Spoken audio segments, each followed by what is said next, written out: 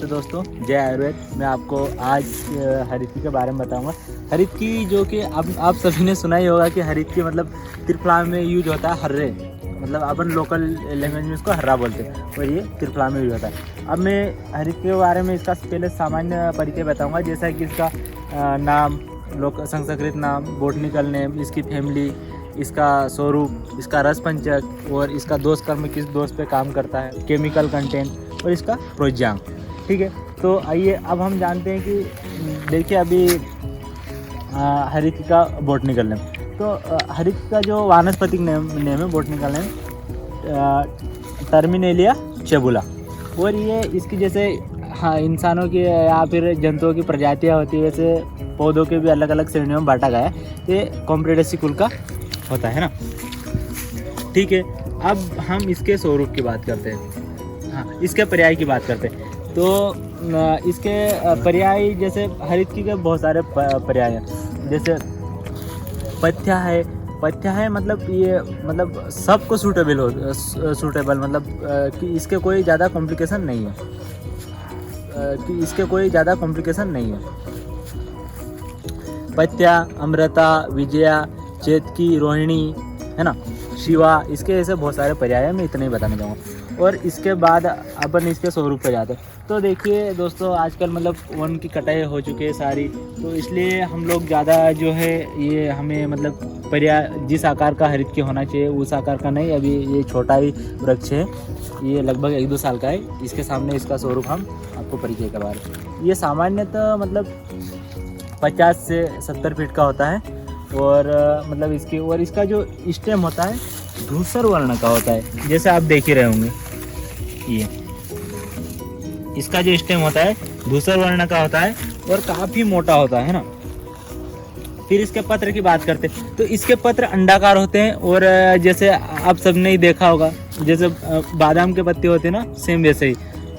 फिर बात करते हैं इसके पुष्प की, तो इसके पुष्प जैसे मंजरियों में छोटे मतलब ये यहाँ पर जैसे लगे रहते हैं। इसके जो छोटी डालियाँ होती हैं ना उसके अग्रभाग में।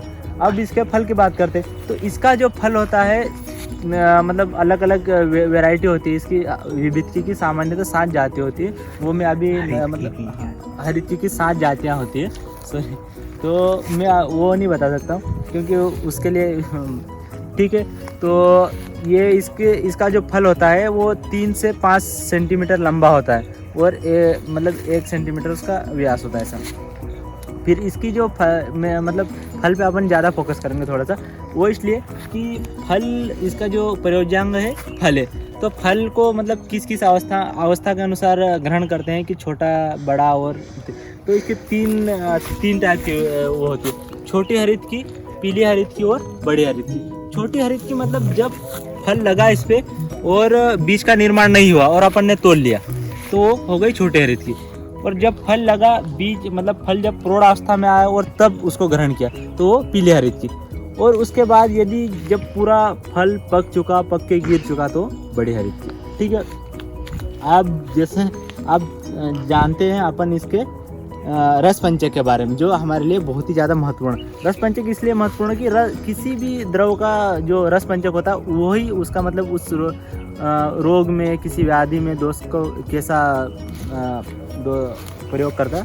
ठीक है, इसका जो रस होता है वो पंचरस युक्त होता है और कसाय प्रधान होता है। इसमें 5 रस होते हैं, मधुर, अम्ल, लवण, कटु, तिक्त, कसाय। मतलब लवण नहीं होता है, बाकी सारे रस होते हैं। ठीक है, अब इसके गुण होते हैं, लघु रुक्ष गुण होते हैं, विपाक होता है, मधुर विपाक और वीर्य इसका उष्ण होता है। फिर दोष कर्म की बात करते हैं, तो ये त्रिदोषहर है।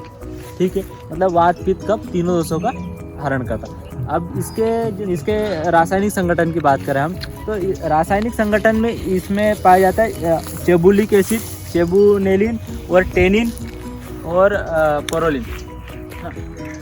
ठीक है, अब इसका प्रोज्यांग तो मैंने बता ही दिया। इसका प्रोज्यांग है फल। और देखिए हरित की मतलब बहुत त्रिफला में भी इसका प्रयोग करते हैं और बहुत ही मतलब महत्वपूर्ण औषधि है तो इस हरितकी का किस ऋतु में कैसे प्रयोग करते हो उसको बोलते हैं ऋतु हरितकी। तो ऋतु हरितकी के बारे में एक मतलब मुझे काफ़ी समय लगेगा इसका आपको बताने में। मैं अगले वीडियो में ऋतु हरित के बारे में सारी जानकारी दूंगा। जय आयुर्वेद।